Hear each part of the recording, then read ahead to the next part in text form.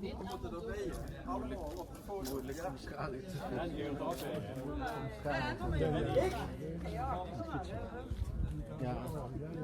De plannen voor het maken van de kloostertuin die komen voort uit de klankbordwerkgroep van het Gezondheidscentrum en die dateren uit juli 2015.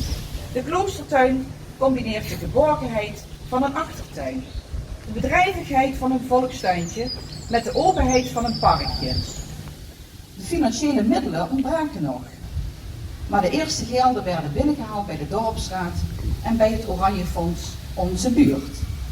Daar wisten we de eerste prijs van €24.000 binnen te slepen. Met onze droom die in een schitterende film werd gepresenteerd. Nu staan we met z'n allen in de mooie afgemaakte tuin.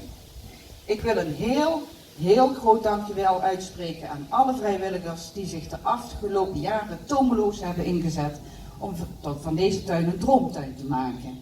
Zonder jullie inzet hadden we vandaag hier niet gestaan in deze hele mooie omgeving. Ik vraag hierbij om een heel groot applaus voor iedereen.